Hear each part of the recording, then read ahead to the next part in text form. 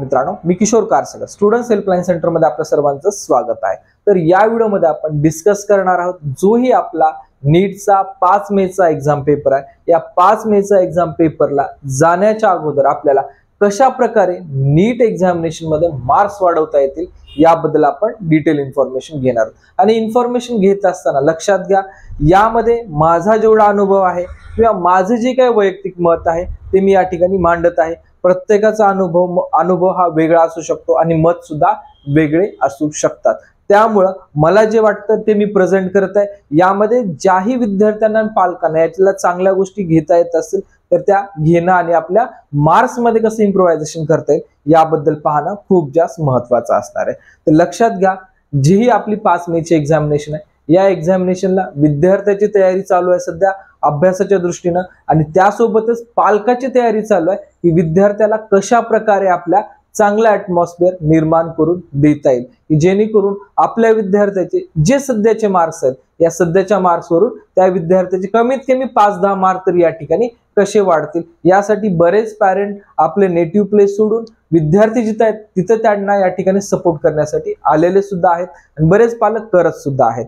तर यामध्ये विद्यार्थ्यालाही तेवढंच महत्त्वाचं आहे की आपण सध्या जेवढा वेळ अभ्यास करत आहेत त्यापेक्षा आपला अभ्यास सुद्धा वाढवणं गरजेचं आहे। खास करून जे विद्यार्थी रिपीट केलेले आहेत अशा विद्यार्थ्यांना यावेळेस कसल्या हालतीमध्ये स्वतःला प्रूव्ह करून दाखवण्याची गरज आहे। मी तुम्हाला कुठलं प्रेशर देत नाहीये, पण जर वास्तविक परिस्थिती किंवा आपण जर टार्गेट किंवा आपलं गोल जर सेट करून आपण या ठिकाणी अभ्यास करत असू तर आपल्याला गोल अचीव करण्यासाठी काही वेळ लागणार नाहीये। तर व्हिडिओचा मेन जो टॉपिक आहे मार्क्स कसे वाढवता येतील याबद्दल आपण माहिती घेऊया। फर्स्ट तर आपण या ठिकाणी पेपर पॅटर्न थोडासा समजून घेऊ। पेपर पॅटर्न मध्ये आपल्याला आपण ज्याही वेळेस एक्झामिनेशन सेंटर मध्ये जाऊ, एक्झामिनेशन सेंटर मध्ये गेल्यानंतर विद्यार्थ्यांना या ठिकाणी जोही आपला नीटचा पेपर आहे ऑलरेडी माहित आहे। जर आपला या ठिकाणी राईट आन्सर असेल तर आपल्याला या ठिकाणी 4+4 मार्क्स मिळणार आहेत। जर इन केस आपला आन्सर चुकत असेल तर त्या ठिकाणी आपला -1 हा मार्क आपला कन्सिडर होणार आहे। इन केस विद्यार्थ्याला कुठलंच आन्सर जमत नाही ना, त्या ठिकाणी तो बबलच करू शकत नाही, तर या ठिकाणी जर आपण तो क्वेश्चन तसाच सोडून दिला तर याचे आपल्याला 0 मार्क काउंट केले जाणार आहेत। आणि याच्यामध्ये तुम्हाला हे जे मार्क सिस्टीम आहे, इन केस एखादा क्वेश्चन रॉंग असेल मग भले तुम्ही अटेम्प्ट करताल अथवा न करताल तर त्या क्वेश्चनचे सर्व विद्यार्थ्यांना सेम मार्क या ठिकाणी दिले जाणार आहेत as per NTA rules regulation. लक्षात घ्या, एखादा जर क्वेश्चन रॉंग असेल आणि त्याचे ऑब्जेक्टिव्ह पण रॉंग असतील तर त्याचे मार्क्स आपले NTA कडनं सर्व विद्यार्थ्यांना सेम, तो अटेम्प्ट करा अथवा न करा ते मार्क्स तुम्हाला दिले जातील। आता दुसरी गोष्ट आहे, ज्याही वेळेस आपल्याला हा पेपर पॅटर्न समजला, या पेपर पॅटर्न मध्ये लक्षात घ्यायचं अजून आपल्याला जेही सब्जेक्ट सोपा आहे, बऱ्याच वेळेस विद्यार्थ्याचं काय होतं, काही फिजिक्सचे क्वेश्चन काही केमिस्ट्रीचे क्वेश्चन पण थोडासा पेपरमध्ये डिफिकल्टी आल्यासारखं वाटत असतं। त्यामुळे विद्यार्थी पालकांना जो आपल्याला सोपा आहे त्यापासून जरी सुरुवात केला तर आपण त्या सब्जेक्ट पासून जरी सुरुवात केला तरी आपल्याला या ठिकाणी काही अडचण नाहीये। मेन सर्व विद्यार्थ्यांनी जर बायोलॉजीला जर या ठिकाणी जर टार्गेट केलं तर त्याचे ऍडव्हान्टेज विद्यार्थ्यांना जास्त मिळणार आहे, कारण या बायोलॉजी सब्जेक्टच मार्क्सचं वेटेज आपल्या नीट एक्झाम मध्ये सर्वात जास्त आहे। त्यामुळे या सब्जेक्टला आपल्याला कन्सिडर करून पेपर सोडवणं खूप जास्त महत्त्वाचं असणार आहे। आणि याच पेपरमध्ये आपल्याला या ठिकाणी प्रत्येक सेटमध्ये 15 क्वेश्चन दिले असतील आणि त्यातले आपल्याला 10 अटेम्प्ट करायचे आहेत। तर 10 पैकी जर आपण 10 अटेम्प्ट केले तर आपले ते 10 कन्सिडर होणार आहेत। पण जर आपण 15 क्वेश्चन्स पैकी जर आपण समजा 12 क्वेश्चन या ठिकाणी अटेम्प्ट केले तर आपले यामधले जे काही फर्स्ट 10 क्वेश्चन आहेत हेच या ठिकाणी कन्सिडर होणार आहेत आणि बाकीचे जे काही क्वेश्चन्स असणार आहेत हे कन्सिडर होणार नाही। फर्स्ट 10 क्वेश्चन या ठिकाणी कन्सिडर होणार, त्यामुळे त्या 15 क्वेश्चन मध्ये आपल्याला कुठल्या क्वेश्चनचं एक्झॅक्ट आन्सर येतं हेच क्वेश्चन तुम्ही अटेम्प्ट करायचा प्रयत्न करा। लक्षात घ्या, ज्या 15 क्वेश्चन मधून आपण 10 क्वेश्चनची निवड करणार आहोत त्या 10 मध्ये कुठल्या 10चा आपल्याला एक्झॅक्ट आन्सर येतं याच क्वेश्चनची आपल्याला निवड करणं गरजेचं आहे। दुसरी एक महत्त्वाची गोष्ट याच्यामध्ये, ज्याही वेळेस आपण या ठिकाणी क्वेश्चन सॉल्व्ह करत असतो तर क्वेश्चन सॉल्व्ह करत असताना आपल्याला जर आपल्या क्वेश्चन पेपर मध्ये खूप लेंदी क्वेश्चन आणि त्याचे जर या ठिकाणी ऑब्जेक्टिव्ह असेल ABCD खूप लेंदी असेल तर शक्यतो ते क्वेश्चन फर्स्ट ह्याच्यामध्ये स्किप करणं गरजेचं आहे। लक्षात घ्या, फर्स्ट ज्यावेळेस आपण पेपर सॉल्व्ह करत असो त्यावेळेस ते स्किप करणं सुद्धा तेवढंच महत्वाचं आहे. याच्यासाठी मी एक तुम्हाला एक्झाम्पल सेट केलंय की त्यामध्ये जेही मला वाटलं त्या ठिकाणी मी तुम्हाला प्रेझेंट करत आहे. ए, बी, सी आणि डी अशा प्रकारे मी एक विभागणी केली आहे स्टुडंटची, ज्याच्यामध्ये 720 मार्कापासून 580 मार्क, दुसऱ्या याच्यामध्ये 580 मार्कापासून 515 मार्क आणि याच्यामध्ये सी मध्ये 500 मार्कापासून 350 आणि डी मध्ये आपण 350 पासून 200 मार्क. तर या मार्क्स अनुसार जर विचार केला, जे विद्यार्थी या मार्कच्या रेंजमध्ये आहेत अशा विद्यार्थ्यांना एम्स, जिपमर, गव्हर्नमेंट MBBS, त्यानंतर AFMC असे तुम्हाला इन्स्टिट्यूटमध्ये ऍडमिशनसाठी पार्टिसिपेट होता येतं, ज्या विद्यार्थ्याचे 580+ मार्क्स येणार आहेत. मग लक्षात घ्या, जर आपल्याला 580+ मार्क घ्यायचे असतील किंवा मॅक्झिमम विद्यार्थ्याचा प्रयत्न आहे की मला गव्हर्नमेंट MBBS कॉलेज मिळावं. बऱ्याच विद्यार्थ्यांना लास्ट इयरला गव्हर्नमेंट MBBS कॉलेज मिळत होतं, सध्या त्यांचा जिपमर, एम्स किंवा AFMC असे कॉलेजेस मिळावं याच्यासाठी प्रयत्न चालू आहे. मग जर आपल्याला अशा लेवलचे कॉलेजेस मिळवायचे असतील आणि आपल्याला या ठिकाणी पेपर बद्दल जर चांगला अभ्यास नसेल किंवा पेपरच्या काही ट्रिक्स माहिती नसतील तर आपले हे अभ्यास केलेले मार्क्स सुद्धा कन्वर्ट होणं खूप कठीण होतं. कारण काय असतं, विद्यार्थ्यावर जे 2 वर्ष अभ्यास केले त्या अभ्यासाचं प्रेझेंटेशन आपल्याला फक्त 3 तासात करायचंय. लक्षात घ्या, जे 2 वर्ष आपण स्टडी केली ते स्टडी फक्त आपल्याला 5 मिनिटमध्ये या ठिकाणी प्रेझेंट करायचंय. मग त्याच्यामुळे आपल्याला स्वतःवरती एक मेंटली प्रेशर असतं. तर मी सर्व विद्यार्थ्यांना सांगेन, जेही आपलं प्रेशर असेल ते प्रेशर आपण घेऊन कुठलीच गोष्ट करायची नाहीये. मी तर सर्वांना असं सजेस्ट करेन, ज्यावेळेस आपला 1 मे येईल, 1 मे ते 4 मे आपण आपल्या पॅरेंट्स शिवाय कुठल्या मैत्रिणीला, मित्राला, कोणालाच भेटायचं नाहीये. कारण याच्यामुळं काय होतं, बऱ्याच वेळेस आपली जी स्टडी झाली ते स्टडी डिस्टर्ब होती. हे अनुभव आहे. कसा अनुभव आहे, समजा आपण ग्रुपमध्ये आहोत, ग्रुपमध्ये डिस्कशन चाललंय, इन केस आपल्याला एखाद्या क्वेश्चनचा आन्सर सांगता आलं नाही तर लगेच समोरून आपल्याला क्रॉस क्वेश्चन येतो की तुझी आणखी काही स्टडी झाली नाहीये का. मग जे आपली स्टडी झाली ते सुद्धा आपली या ठिकाणी काही वेळेस आपली स्मरणात राहत नाही. तर त्या कारणास्तव आपल्या फॅमिलीमधले काही आपल्या जे मेंबर्स आहेत, जे आपले चांगलं पाहतात किंवा जे आपल्यासाठी पॉझिटिव्ह आहेत किंवा जे आपल्यासाठी एक मोटिवेशन आहेत, अशा व्यक्तीच्या सहवासात राहा. ज्या व्यक्तीपासून आपल्याला काहीतरी चीड निर्माण होते अशा व्यक्तीपासून आपली एक्झाम होईपर्यंत थोडंसं दूर राहिला तरी काही हरकत राहणार नाहीये. कारण 5 तारखेनंतर आपल्याला तेच आहे. आणि सध्या जगात काय चाललंय, समाजात काय चाललंय, क्लासमध्ये काय चाललंय हा विचार करण्यासाठी बरेच लोक आहेत. कुठल्या रील्स पॉप्युलर होतात, काय होतात हा सुद्धा विचार करण्यासाठी बरीच लोक आहेत. आपलं मेन जे फोकस आहे 5 तारखेचं, हे 5 तारखेचं फोकस तुमचं जर तुम्ही सिस्टमॅटिकली, जसे मी तुम्हाला सांगत आहे आता की जर आपल्याला 580 ते 720 मार्क घ्यायचे असतील तर आपला पेपर कशा प्रकारे सॉल्व्ह व्हायला पाहिजे.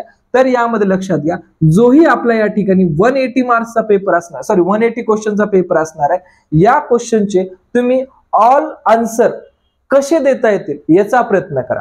आणि याचा प्रयत्न करत असताना याच्यामध्ये तुमचं एक फिल्टर असायला पाहिजे. ते फिल्टर कशा पद्धतीने असायला पाहिजे त्याबद्दल पण मी तुम्हाला सांगून देईन की त्या फिल्टरमध्ये तुम्हाला या गोष्टी मस्ट फॉलो करणं गरजेचं आहे.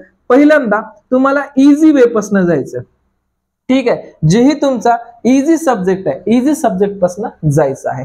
इझी सब्जेक्ट पासून जात असताना दुसरं आहे त्या इझी सब्जेक्ट मधले जे शॉर्ट क्वेश्चन आणि शॉर्ट आन्सर आहेत याला आपल्याला फर्स्ट टार्गेट करायचं आहे. शॉर्ट क्वेश्चन आणि शॉर्ट आन्सरला टार्गेट करायचं आहे. आणि एखाद्या क्वेश्चनवर आपल्याला जर खूप जास्त वेळ जात असेल, त्याचा प्रॉब्लेम सॉल्व्ह करण्यासाठी जर जास्त वेळ जात असेल तर त्या क्वेश्चनला आपण लास्ट साठी या ठिकाणी ठेवायचं आहे. म्हणजे जेणेकरून जे आपण 180 क्वेश्चन्स हे करणार आहात, जर एखादा विद्यार्थी याची तयारी करत असेल या मार्काचे, तर अशा विद्यार्थ्याला या ठिकाणी 160 क्वेश्चन नॉन स्टॉप सॉल्व्ह होऊ शकतात. 160 क्वेश्चन. आणि जे 20 क्वेश्चन राहिलेले आहेत, मी 1 नंबरच्या कॅन्डिडेट सांगत आहे, जे आपले 20 क्वेश्चन राहतील, हे 20 क्वेश्चन साठी जोही आपल्याकडे रिमेनिंग शेवटला टाइम राहील या टाइममधून आपण या क्वेश्चनकडे वॉच जर केला तर एकतर आपल्याला जेही क्वेश्चन्स येतात ते आपले परफेक्ट होतील आणि त्याचे आपले आन्सर सुद्धा परफेक्ट जातील. आणि ज्या क्वेश्चन मध्ये आपल्याला डिफिकल्टी येत आहे, बऱ्याच वेळेस असं होतं की ती क्वेश्चन आपण जर लास्टला घेतला तर त्यामुळे इन केस त्यावेळेस तो हार्ड वाटणारा क्वेश्चन किंवा त्याचा आन्सर समराईज जर होत नसेल तर त्याच क्वेश्चनचा आन्सर आपल्याला नंतरच्या स्टेपमध्ये इझी सुद्धा वाटायला चालू होऊन जातं. याच्यासाठी काय करावं लागेल आपल्याला, याच्यासाठी सर्वप्रथम आपल्याला शांतपणे वेळेमध्ये आपल्याला एक्झामिनेशन सेंटरवरती उपलब्ध राहावं लागेल. एक्झामिनेशन सेंटरवरती उपलब्ध झाल्यानंतर आपल्याला पुढील स्टेप काय, हॉलमध्ये आपण ज्यावेळेस जाऊ त्यावेळेस आपण कोणाशी चर्चा न करता आपण आपली OMR शीट आणि आपला या ठिकाणी जे काही क्वेश्चन पेपर आहे हे आपल्या समोर ठेवल्यानंतर किंवा समोर येण्याच्या अगोदर एक 5 मिनिट मेडिटेशन करावं लागेल. आणि त्या मेडिटेशन मध्ये स्वतःला जाग करावं लागेल किंवा स्वतःला सांगावं लागेल की या ह्याच्यामध्ये मला काहीही करून चांगले मार्क मिळवायचे आहेत. मला काही जरी झालं तर चांगल्या प्रकारे मला पेपर सोडवायचा आहे. काही जरी झालं तरी मला या वर्षी कसंही करून मला MBBS मिळवायचंच आहे. हे स्वतःला तुम्हाला त्या 5 मिनिटांमध्ये समजावून सांगावं लागेल. आणि समजावून सांगून त्या ठिकाणी स्वतःला आणखी एक गोष्ट कमेंट करावं लागेल, मी जेही पेपर सॉल्व्ह करेन ते माझ्या प्रेझेन्स ऑफ माइंडनं हा पेपर सॉल्व्ह करणार आहे. कारण पेपर सॉल्व्ह करण्यासाठी तर सर्वच मुलं जाणार आहेत, पण त्यामध्ये मी सुद्धा जात असेल तर माझा माइंडसेट हा पेपरमध्ये असावा, ना की पेपरच्या म्हणजे बाहेरचे भटकती वातावरण आहे त्या वातावरणात असावं. मी ज्या ठिकाणी बसलोय जे माझ्या समोर आहे त्याच्यावर माझा 101% या ठिकाणी फोकस राहायला पाहिजे. आणि हे राहण्यासाठी 2 मिनिट वाईट वाटेल विद्यार्थ्यांना, लक्षात घ्या आपल्या आई वडिलांनी 2 वर्षामध्ये काय कष्ट घेतले आहेत किंवा आपल्या आई वडिलांनी किती आपल्या स्वतःसाठी नवीन कपडे घेतलेत किंवा किती नवीन चप्पल शूज घेतलेत आणि त्याच ठिकाणी आपल्यासाठी त्यांनी काय करून दाखवले. ह्या गोष्टीची तुम्हाला जाणीव स्वतःमध्ये करून घ्यावं लागेल. त्याच वेळेस तुम्हाला तुमचे टार्गेट किंवा आई वडिलांचे स्वप्न, आणि आई वडिलांचे स्वप्न म्हणजे तुमच्या स्वप्नामध्येच त्या आई वडिलांचं स्वप्न असणार आहे, हे सुद्धा लक्षात घेणं खूप महत्वाचं आहे. तर त्यामुळं जे व्यक्ती पॉझिटिव्ह आहेत, ज्या व्यक्तीकडे पाहिल्यानंतर आपण स्वतः इन्स्पायर होतो, त्या व्यक्तीकडनं काही पॉझिटिव्ह ऐकण्यास भेटतं, अशाच व्यक्तीच्या सहवासात राहून तुम्हाला अशाच ऍटमॉस्फिअर मध्ये इथून पुढे राहायचं आहे. आणि राहिल्यानंतर तुमचं जे एक्झामिनेशनचा हॉल आहे त्या एक्झामिनेशन मध्ये फर्स्ट तुम्हाला तुमचा माइंडसेट त्या ठिकाणी ठेवणं गरजेचं आहे. कारण बऱ्याच विद्यार्थ्यांचा या ठिकाणी अभ्यास संपूर्ण झालेला असतो, रिव्हिजन सुद्धा झालेलं असतं, पण काहीतरी सिली मिस्टेकमुळे त्या ठिकाणचे मार्क जात असतात किंवा काहीतरी या ठिकाणी कुठली तर गोष्ट ऐकलेली असते त्याच्यामुळे त्या विद्यार्थ्याचे मार्क जात असतात. तर लक्षात ठेवायचंय त्या ठिकाणी स्वतःवर कॉन्फिडन्स ठेवा. जेवढा कॉन्फिडन्स असेल स्वतःवर कॉन्फिडन्स. काही वेळेस पेपरची एक अशी स्टेज येईल तुमच्या समोर की त्या ठिकाणी तुम्हाला पेपर पुढे सॉल्व्हच होणार नाहीये. तर जिथं सॉल्व्ह होत नाही ते तुम्ही क्वेश्चन स्किप करा. जे क्वेश्चन येतात त्याला 100% आपले मार्क्स कसे मिळवता येते त्या क्वेश्चनला पहा. आणि जे क्वेश्चन मध्ये आपले मार्क्स येऊ शकत नाहीत त्यावरती विचार करा. जो आपल्या शेवटला वेळ शिल्लक राहील त्या वेळेमध्ये त्यावरती विचार करा आणि विचार करून कशा पद्धतीनं सॉल्व्ह करता येईल याकडे लक्ष देणं खूप जास्त गरजेचं आहे. कारण त्या दिवशी जर तुमचे क्वेश्चन सॉल्व्ह नाही झाले तर या ठिकाणी लक्षात घ्यायचे की जे 2 वर्ष केलेली मेहनत आहे या मेहनतीला कुठंतरी या ठिकाणी आपण कमी पडणार आहोत.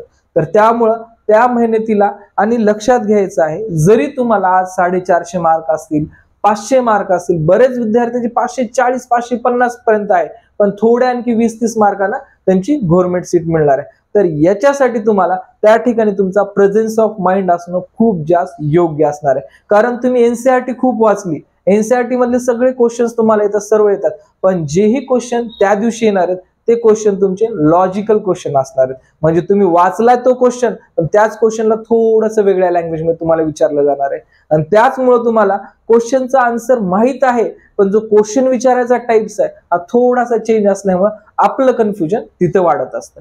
तर त्यामुळं या गोष्टीला थोडंसं केअरफुली तुम्हाला हँडल करावं लागणार आहे. जसं आता मी तुम्हाला एक्झाम्पल देत आहे त्यामध्ये.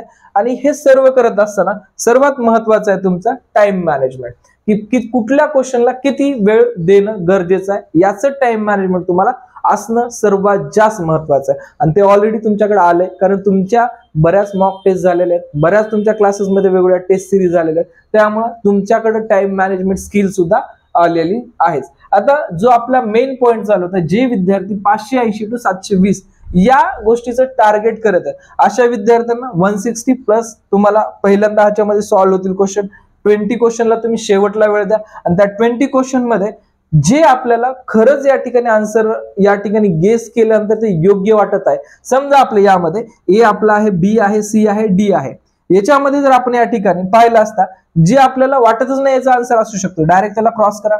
क्रॉस करा म्हणजे तुमच्या मनात क्रॉस करून याला पुढे चला. सर समजा आपल्याला प्रोबॅबिलिटी वाटत असेल बी आणि सी ची, तर ए मध्ये काय चुकीचा आहे विचार करा आणि बी आणि सी मध्ये काय राईट आहे, मोस्ट प्रोबॅबिलिटी याच्यामध्ये कुठलं आन्सर बरोबर येऊ शकते या आन्सरला तुम्ही या ठिकाणी देणं गरजेचं आहे. इन केस वाटत असेल आपल्याला नाही या ठिकाणी माझ्या एका क्वेश्चन मुळे माझा 1 मार्क मायनस होऊ शकतंय, तर सेफर साईड तुम्ही त्या क्वेश्चनला स्किप सुद्धा करू शकता. जर तुम्ही म्हणत असेल एखादी ट्रिक सांगा आम्हाला, समजा आपल्या या ठिकाणी 20 क्वेश्चन राहिलेत, 20 क्वेश्चन मधून जर आपल्याला काही येतच नसेल तर मोस्ट प्रोबॅबिलिटी ट्राय करा की गेस आपला जर खरा या ठिकाणी व्यवस्थित लागत असेल तरच ते क्वेश्चन सोडायचा प्रयत्न करा, नसेल तर सॉल्व्ह नका करू. याच्यामध्ये एक बेनिफिट काय, जर वाढले तर तुमचे +4 मार्क्स वाढणार आहेत आणि या 20 पैकी तुम्ही जर काही हे केलं तर त्यामध्ये 20 मार्क तुमचे मायनस होणार. आता 4 इंटू 20 इंटू 4 केल्यानंतर आपले किती मार्क्स होतात बघा, आणि त्यानंतर 1 इंटू या ठिकाणी तुमचं 20 केल्यानंतर किती मार्क्स होतात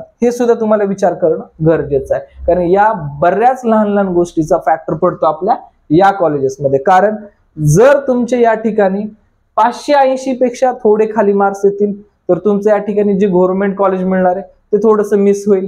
जर तुमचे 580च्या पुढे मार्क्स येतील तर तुम्ही बी सेफ एमबीबीएस साठी या ठिकाणी असणार आहात, आणि 580च्या खाली आला तर थोडंसं तुमची क्रिटिकल लेवल वाढेल, मिळेल पण थोडंसं सेकंड राऊंडला थर्ड राऊंडला अशा पद्धतीने या ठिकाणी मिळत असेल. आणि जे विद्यार्थी खास करून एम्स, जिपमार आणि AFMC साठी ट्राय करत असतील तर अशा विद्यार्थ्यांना लक्षात घ्या, जो विद्यार्थी 650 मार्क घेतो त्याचा आयक्यू लेवल आणि 700च्या पुढे मार्क्स घेणारा याचा आयक्यू लेवल हा सेमच असतो.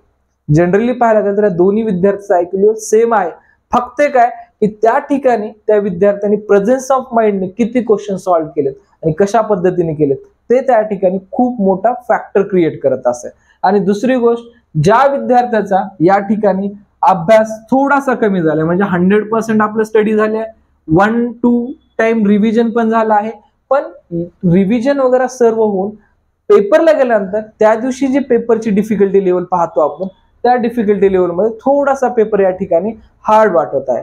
तर अशा विद्यार्थ्यांनी सुद्धा या प्रकारे जसं मी तुम्हाला सांगितलं आहे, आपल्याला फर्स्ट ह्याच्यामध्ये जेवढे क्वेश्चन्स येतील, समजा या केसमध्ये आपण विचार करू बी नंबरच्या की आपल्याला 150 क्वेश्चन्स आपल्याला इझी येत आहेत, 30 क्वेश्चन साठी प्रॉब्लेम येत आहे. सेम ॲज वे आपण यूज करा की पहिल्यांदा जे येतंय, जे 100% आपल्याला माहित आहे याचा आन्सर हेच आहे आणि याच्यामध्ये आपल्याला 100% 4 मार्क्स मिळणार आहेत, त्या क्वेश्चनला फर्स्ट तुम्ही फोकस करा. रिमेनिंग जे राहतात हे आपल्या हातातली गोष्ट नाहीये, पण हातातली नाही म्हणून त्यावेळेस सोडून द्यायचं पण नाही. कुठं ना कुठं कधी ना कधी काहीतरी वाचलेलंच असेल तर त्या गोष्टीला थोडं एकदा समराईज करा. समराईज करून पॉसिबल असेल तर आन्सर द्यायचा प्रयत्न करा. कारण तुमच्या एका मार्कानं तुम्हाला कदाचित एमबीबीएस मिळू शकतं किंवा कदाचित मिळू शकत नाही. म्हणूनच मी तुम्हाला हे जे मार्क रेंज लिहिले आहे 580 पासून 515 पर्यंत, यामध्ये तुम्हाला सेमी गव्हर्नमेंट कॉलेज, काही या ठिकाणी गव्हर्नमेंट कॉलेज सुद्धा मिळतील, काही त्यामध्ये तुम्हाला ऑल सेमी गव्हर्नमेंट कॉलेजसाठी इलिजिबल असतात आणि त्यानंतर गव्हर्नमेंट BDS आणि गव्हर्नमेंट BMS याच्यासाठी तुम्ही इलिजिबल असणार. शक्यता लक्षात घ्या, फर्स्ट तुमचं गव्हर्नमेंट MBBS असेल, ऑब्लिक तुमचं सेमी गव्हर्नमेंट असेल या मार्कच्या रेंजच्या विद्यार्थ्याला. सेकंड मध्ये तुमचं गव्हर्नमेंट BDS असेल आणि गव्हर्नमेंट BMS जे टॉपचे कॉलेजेस आहेत हे तुम्हाला या ठिकाणी 100% मिळणार आहे, ज्या विद्यार्थ्याचा या रेंजमध्ये तुमचे मार्क्स येणार आहेत. आणि दुसरं आहे सी मध्ये, ज्या विद्यार्थ्याचं या ठिकाणी 500 ते 350 लॉंग डिस्टन्स ठेवलेला आहे मी, 500 ते 350 या रेंजमध्ये मार्क येणार. अशा विद्यार्थ्यांना या ठिकाणी काही सेमी गव्हर्नमेंटचे MBBS कॉलेज, काही राज्यामध्ये, ठीक आहे, हे डिपेंड कट ऑफ वरती येईल. लास्ट इयर जर पाहिलं तर याच्या खाली MBBS मिळालं नाहीये सेमी मध्ये सुद्धा. जे MBBS मिळालं या मार्क मध्ये ते आहेत डीम्ड युनिव्हर्सिटी कॉलेजेस, म्हणजे जे काही स्वायत्त संस्था आहेत डीम्ड युनिव्हर्सिटी हे कॉलेज मिळाले. त्यानंतर तुमचे काही गव्हर्नमेंट BDS, काही गव्हर्नमेंट BMS आणि बाकी semi government BDS, semi government BMS आणि BHMS या रेंजमध्ये विद्यार्थ्यांना कॉलेज मिळालेले आहेत. त्यामध्ये ज्या विद्यार्थ्यांना 350 आणि 200 मार्काची तयारी आहे अशा विद्यार्थ्याला या ठिकाणी MBBS डीम्ड मध्ये मिळेल, पण जसं बजेट असेल 22 लाखाच्या पुढे. याही ठिकाणी आपल्याला MBBS कॉलेज मिळेल, पण याचं बजेट असून आपल्याला जवळपास 18 लाखाच्या पुढे. फक्त मी कॉलेज फीस सांगत आहे, अदर दॅन फीस वेगळ्या असतील. आणि यामध्ये जे विद्यार्थी या ठिकाणी ऍडमिशनसाठी प्राधान्य देत असतील किंवा ऍडमिशन घेण्यासाठी उत्सुक असतील तर अशा विद्यार्थ्यांना आपल्या या बजेटची तयारी ठेवावी लागेल. जे विद्यार्थी बीडीएस असतील याच्यामध्ये बऱ्यापैकी सेमी गव्हर्नमेंट कॉलेजेस मिळून जातील. बीएमएस कॉलेज काही प्रमाणात मिळून जातील. बीडीएसचे मॅक्झिमम मिळतील पण बीएमएस काही प्रमाणात मिळतील. आणि बीएचएमएस मध्ये पण जवळपास 80% जे चांगले कॉलेजेस आहेत हे मिळतील, कारण 20% या कॅटेगरीमध्ये येतील आणि बाकीचे 80% आपल्याला या ह्याच्यामध्ये कॉलेजेस येतील. लक्षात घ्या, या व्हिडिओचा एकच महत्वाचा अनुषंग आहे की आपल्याला थोडीशी मार्क रेंज, थोडासा कॉन्फिडन्स आणि आपल्याला त्या दिवशी प्रेझेन्स ऑफ माइंड जर आपला सर्व व्यवस्थित असेल तर मला असं वाटतं आपल्या सर्व विद्यार्थ्यांना किंवा जेवढेही विद्यार्थी ज्यावेळेस आपण 11th स्टँडर्डला ऍडमिशन घेत असतो त्याच वेळेस आपलं एक स्वप्न तयार झालेलं असतं की मला भारतातल्या चांगल्यातल्या चांगल्या MBBS कॉलेजमध्ये कसं ऍडमिशन मिळवता येईल याबद्दल. तर ते स्वप्न खरं करण्यासाठी आपल्याकडे 5 तारीख आहे. त्या 5 तारखेपर्यंत आपण कुठले फंक्शन, कुठला आजार किंवा कुठल्याच गोष्टीकडे न लक्ष देता आपण भले आपला अभ्यास भले या 2 गोष्टीमध्ये राहणं गरजेचं आहे. 5 तारखेनंतर आपल्याकडे तब्बल 2 महिने वेळ असणार आहे एन्जॉयमेंट करण्यासाठी. तर आपण त्या 2 महिन्यामध्ये फुल ऑन एन्जॉय करायचंय. सध्या आपल्या सकाळच्या उठण्यापासून ते रात्रीच्या झोपण्यापर्यंत त्याच्यामध्ये आपल्याला आपला डाएट, आपलं या ठिकाणी मेडिटेशन, आपलं स्टडीचा टाइम आवर्स या सगळ्या गोष्टीचं तुम्हाला वेळोवेळी मॅनेजमेंट करायचंय. जिथेही काही तुम्हाला क्युरियोसिटी वाटेल, प्रॉब्लेम येत असे वाटेल, आपल्या पॅरेंट्स सोबत तुम्ही डिस्कस करा. आणि या स्टेजला येऊन लक्षात घ्यायचं आहे, या स्टेजला येऊन आपल्याला मला जमत नाहीये, मी रिपीट करणार आहे, मी नेक्स्ट इयरची तयारी करतो, आता मला होत नाहीये, अशा एक्सक्यूज नका देऊ. सध्या जे आहे त्याच्यासोबत तुम्ही फाईट करायचा प्रयत्न करा. फाईट करा. फाईट केल्यानंतर आपल्याला काय आउटपुट येते ते आपण आउटपुट पाहून मग पुढचा विचार करू. जोपर्यंत आपला आउटपुट येत नाहीये तोपर्यंतच तुम्ही आता सध्याला या गोष्टीचा विचार करणं सर्रास चुकीचं असेल. कारण असं होईल की आपली एक्झाम आहे किंवा आपण एखाद्या ठिकाणी कुठल्या तर एखाद्या फंक्शनसाठी किंवा आपली फायनल मॅच आहे आणि आपण फायनलच्या दिवशी असं विचार करतो की मी जिंकेल का नाही, माझं काय होईल, मला काहीच माहित नाही. ऍटलिस्ट तुम्ही त्या ठिकाणी बॅटिंग तरी करा. ऍटलिस्ट तुम्ही त्या ठिकाणी तुमचा परफॉर्मन्स तरी द्या. आउट होताल किंवा या ठिकाणी कप जिंकून येताल तो पुढचा भाग राहिला. पण तुम्ही जाण्या अगोदर जर स्वतःला निगेटिव्ह केलं किंवा स्वतःचा कॉन्फिडन्स लॅक जर केला तर त्याचा ड्रॉबॅक तुम्हाला स्वतःला आणि तुमच्या पॅरेंट्सला भोगावं लागेल. त्यामुळं इतकं कॉन्फिडंट राहा की जरी मला या ठिकाणी 350 मार्क्स येत आहेत तरी कॉन्फिडेंटली राहणं गरजेचं आहे. कारण तुमचा कॉन्फिडंट या 350 ला त्या दिवसाच्या प्रेझेन्स ऑफ माइंड मुळे कधी 380 जाईल काही गॅरंटी नाहीये. त्यामुळे जेवढं स्वतःला मोटिवेट करता येईल तेवढं मोटिवेट करा. आणि जेही तुमचे अदर्स ऑप्शन असतील आपण अदर ऑप्शन साठी सुद्धा सेपरेटली अशाच पद्धतीने आपण मार्गदर्शन देऊ की जेणेकरून स्टुडंट्सलाही समजून येईल की या ठिकाणी फक्त काउन्सिलिंग किंवा या ठिकाणी तुम्हाला फक्त गायडन्स आणि ते फक्त ओनली कट ऑफ बद्दल या ठिकाणी मार्गदर्शन नाही. या ठिकाणी जेही विद्यार्थी व्ह्यूअर्स आहेत हे आपली एक फॅमिली आहे. लक्षात घ्या, एखाद्या फॅमिली मेंबरला जर पुढे आणायचं असेल तर बाकीचे दुसरे 3-4 लोक सुद्धा त्याच्या मदतीला असतात किंवा त्या 3-4 लोक सुद्धा काम सोडून या आपल्या कसं जो आपला वीक माणूस आहे त्याला पुढे कसं आणतात याकडे फोकस करत असत. तसंच तुम्ही माझी युट्यूबची फॅमिली आहात. या फॅमिलीमध्ये मला असं वाटतं की जेवढेही या ठिकाणी व्ह्यूअर्स आहेत या प्रत्येक व्ह्यूअर्सला चांगल्यातले चांगले मार्क मिळायला पाहिजे, चांगल्यातलं चांगलं कॉलेज मिळायला पाहिजे. यामध्ये माझा काही स्वार्थ आहे का? काहीच नाही. कारण जेवढं चांगलं कॉलेज तेवढं तुम्हाला या ठिकाणी पुढच्या करिअर ऑपॉर्च्युनिटी सुद्धा चांगलं, जेवढं तुम्हाला चांगले मार्क्स पडतील तेवढी तुमची लागणारी फीस हे सुद्धा तुम्हाला कमी असणार आहे. तर त्यामुळं एकदा तुम्ही स्वतःला विचारा की मी 2 वर्ष कशासाठी इथं आलोय किंवा कशासाठी या ठिकाणी स्टडी करत आहे 2 वर्ष आणि त्याचा आउटपुट मला आई वडिलांसाठी काय द्यायचंय आणि स्वतःच्या जीवनाचा ट्रॅक कशा पद्धतीने निवडायचा आहे हे त्यावरती तुम्ही विचार करणं गरजेचं आहे. कारण कुठलाही शिक्षक झाला, आई वडील झाले, हे आपल्याला एखाद्या ट्रॅकवरती आणून ठेवतात किंवा आणून सोडतात. पण त्या ट्रॅकवरती तुम्हाला चालायचं आहे, पळायचं आहे की थांबायचं आहे हे फक्त आणि फक्त तुमच्या हातात आहे. कारण ज्या विद्यार्थ्याचे विजन आणि गोल सेट आहेत असा विद्यार्थी कधी आई वडिलांनी किंवा शिक्षकांनी जो ट्रॅक दिलाय त्याच्यावरती पळेल, धावेल आणि आपलं गोल अचीवच करेल. पण जर तुमचे गोल जर फिक्स नसतील तर त्या ठिकाणी तुम्हाला आणि स्वतः तुम्हाला आणि तुमच्या घरच्यांना सुद्धा त्रास होणार आहे. त्यामुळं वेळ आहे, वेळेतच तुम्ही बरीच स्टडी केलेली आहेत, त्याचं या ठिकाणी शांत डोक्यानं फक्त प्रेझेंटेशन 5 मेला आपल्याला व्यवस्थित करायचं आहे. याच्या व्यतिरिक्त काही विद्यार्थ्याला काही अडचणी असतील कमेंटमध्ये विचारा. मी डेफिनेटली 5 तारखेपर्यंत प्रत्येक विद्यार्थ्याच्या कमेंटला आन्सर देणारच आहे. ठीक आहे. Thank you for watching.